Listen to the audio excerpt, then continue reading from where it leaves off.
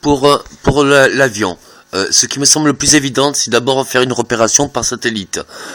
Après, s'il y a des méthodes de capturer, encore le message, ça doit être du Bluetooth pour les commandes de l'avion.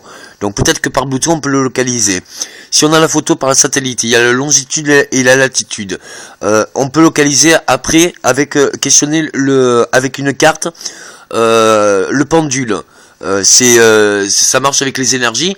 Il saura dire s'il tourne en rond comme ça veut dire qu'il est là où vous pensez. Si comment s'appelle, le pendule, vous le mettez droit, vous soulevez un petit peu et vous vous promenez. Vous pensez à justement, est-ce que le pendule est là? S'il ne bouge pas ou s'il fait que des allers-retours, ça veut dire non. Si vous voulez savoir quel est le bon côté, ou qu'est-ce que ça fait comme ça, ou qu'est-ce que ça veut dire, vous l'essayez d'abord sur votre main, vous concentrez, vous posez une question simple, donc vous connaissez la réponse, et vous regardez comment il réagit le pendule. Par rapport à sa réaction, vous pourrez savoir comment le pendule réagit avec votre magnétisme. Donc vous pouvez vous servir de ce pendule pour localiser plus ou moins la région, là où l'orientation, est-ce qu'il a beaucoup dévié.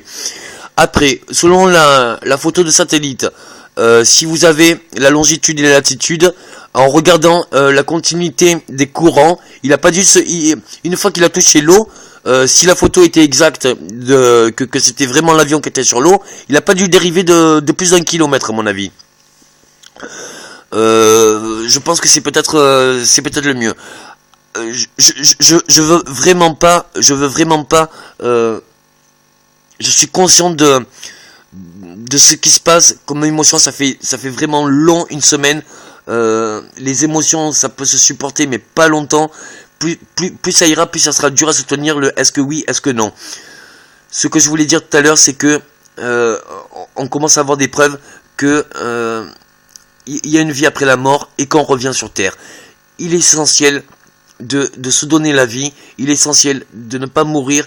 Il est essentiel d'aller dans cette construction. Quel qu'en soit le problème, vaut mieux voir le côté positif. Là, d'après ce que je vois, le problème, c'est qu'on n'est pas du tout opérationnel, ni pour les techniques d'urgence, ni pour les alliances internationales, ni pour les interprétations des conseils, ni pour justement demander à quelqu'un. C'est impossible de demander à une personne de régir ou de réagir sur un état général. Ça ne peut pas être possible. Il faut qu'il y ait vraiment certaines personnes compétentes selon des particularités qui peuvent être opposées, mais qui peuvent donner plus de détails ou plus une science pas opposée mais complémentaire, qui va donner de l'inspiration à ce que les deux sciences puissent vraiment préciser là où ça peut être. Il n'y a aucune science qui est exacte. Toutes les sciences ont de bonnes raisons d'exister, elles ont des lois, mais s'il y a une loi pour une science, il y a aussi une loi d'opposition qui s'applique pas. Au lieu de regarder ce qui ne marche pas, cherchons à voir ce qui marche. Et si on voit que ça marche pas, regardons comment ça a marché la première fois. Là où ça a été le plus pertinent, où on a trouvé où était posé l'avion sur l'eau, c'était avec le satellite. Reprenons avec le satellite, essayez, on pourra avoir une vue plus d'ensemble et on pourra localiser plus précisément. Je vous remercie de votre courage. J'espère que ce sera de bonnes nouvelles.